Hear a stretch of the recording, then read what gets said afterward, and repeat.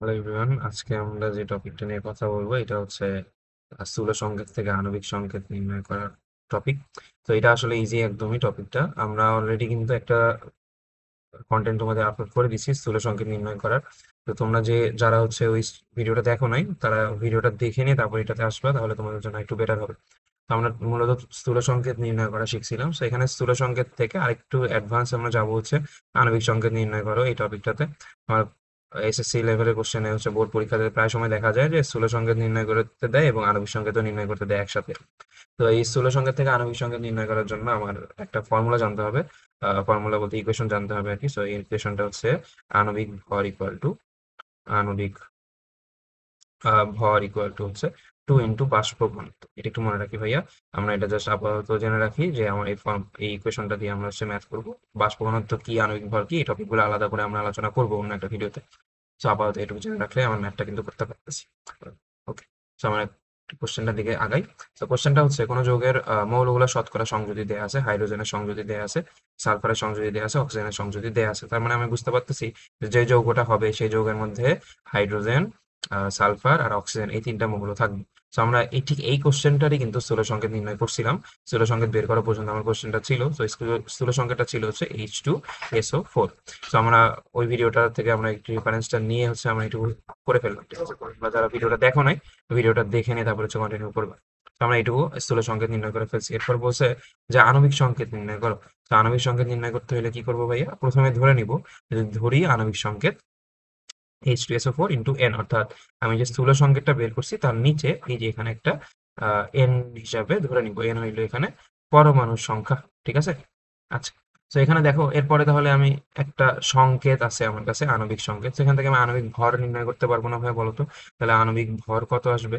আণবিক ভর যদি আমি নির্ণয় করি, তাহলে আণবিক ভর আসবে হচ্ছে, দেখো হাইড্রোজেনের একটা পরমাণুর ভর হচ্ছে এক, আছে দুইটা পরমাণু, প্লাস সালফারের একটা পরমাণু আছে, 32 ইন্টু 1 লেখার দরকার নেই, এখানে 16, অক্সিজেন হচ্ছে 16 ইন্টু 4।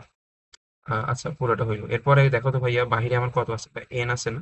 তো এন দিয়ে কিন্তু আমার মাল্টিপ্লাই করতে হবে, কারণ এনটাও কিন্তু কি একটা পরমাণু সংখ্যা। তো এখানে এন দিয়ে আমি মাল্টিপ্লাই করে দিলাম, ঠিক আছে। মনে করে এন দিয়ে মাল্টিপ্লাই করে দিচ্ছি। তো এখান থেকে আণবিক ভরের ভ্যালুটা আসে আসলে, ক্যালকুলেশন করে দেখবা 98 এন, ঠিক আছে। আমার এন এর ভ্যালুটা দরকার। এন এর ভ্যালু নিয়ে এসে যদি আমি এখানে বসাই দিতে পারি তাহলে হচ্ছে আমার আণবিক সংখ্যাটা নির্ণয় হয়ে যাবে। তো এখানে দেওয়া আছে কিভাবে, দেখো তো, বাষ্প ঘনত্ব দেওয়া আছে, তাই না? একটু আগে আমরা একটা ইকুয়েশন দেখলাম না, যে বাষ্প ঘনত্ব ইন্টু টু ইকুয়াল টু কি আণবিক ভর।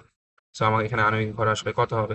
আণবিক ভর ইকুয়াল টু, লিখতে পারবো না, 2 বাষ্প ঘনত্ব কত দেওয়া আছে ভাই? 49 দেওয়া আছে। তার মানে আমি 49 দিয়ে ডিরেক্ট মাল্টিপ্লাই করে দিলে এখান থেকে যেটা ভ্যালু আসবে এটা হচ্ছে, এই ভ্যালুটা আসে আমার 98। এদিকেও তো আমার কত আছে ভাইয়া? 98 আছে। সো 98 n ইকুয়াল টু 98, অর্থাৎ n এর ভ্যালু আসতেছে হচ্ছে ভাইয়া আমার 1, ঠিক আছে। সো n এর ভ্যালু কত আসছে ভাইয়া? 1 আসছে। তো আমি এই 1টা কি করবো, এই যে এখানে বসাই দিব, অর্থাৎ H2SO4 ইন্টু, এখানে হচ্ছে 1 লিখবো। তো এখানে 1 লিখা যে কথা, না লিখা একই কথা। তার মানে H2SO4ই কিন্তু হবে আমার কি ভাইয়া? আণবিক সংকেত। তো আমি H2SO4 এর আমি যখন স্থূল সংকেত আণবিক সংকেত ব্যাপারটা বুঝাইছি, তখন কিন্তু এই যে আণবিক সংকেত আর স্থূল সংকেত যে H2SO4 এর ক্ষেত্রে সেম হয়, এটা কিন্তু আমি বুঝাই দিচ্ছিলাম। কেন হয় কি ভাইয়া? কারণ একটু খেয়াল করলে তুমি দেখতে পারবা যে দেখো এখানে সালফার, হাইড্রোজেন, অক্সিজেন তিনটারই পরমাণুর সংখ্যাটা আমি একটা সেম নাম্বার দিয়ে ডিভাইড করতে পারতে হবে, তাহলে আমি স্থূল সংকেত নির্ণয় করতে পারবো। বাট এখানে দেখো, আমার 2 আর 4 কে আমি সেম নাম্বার দিয়ে ডিভাইড করতে পারলেও 1 কে কিন্তু আমি সেই নাম্বারটা দিয়ে ডিভাইড করতে পারতেছি না। তো তার মানে আমি কিন্তু এখানে আলটিমেটলি কোনো নাম্বারকেই কোনো কিছু দিয়ে ডিভাইড করতে পারবো না। সেই ক্ষেত্রে সালফিউরিক অ্যাসিডের ক্ষেত্রে কিন্তু আমার স্থূল সংকেত আর আণবিক সংকেত হুবহু সেম হয়। তো আশা করি বুঝতে পারছো। এখানে বাষ্প ঘনত্ব না দিয়ে ডিরেক্টলি আণবিক সংকেতও বলে দিয়ে থাকতে পারে। সেক্ষেত্রে আমি কি করবো, এরকম করে আণবিক সংকেত আগে ধরে নিব, স্থূল সংকেত থেকে এন সংখ্যক দিয়ে, তারপরে ওখান থেকে আণবিক ভর নির্ণয় করব। আণবিক ভর নির্ণয় করে আণবিক ভরের সমান লিখবো। এরপর হচ্ছে এন এর ভ্যালু বের করবো। এন এর ভ্যালু বের করে হচ্ছে আমি এন এর ভ্যালুটা ইকুয়েশনে বসাই দিব। তাহলে হচ্ছে আমার আণবিক সংকেত নির্ণয় করা হয়ে যাবে। তো আশা করি বুঝতে পারছো। তো তোমাদের সাথে আরো একটি ভিডিওতে আবার দেখা হবে। আল্লাহ হাফেজ সবাইকে।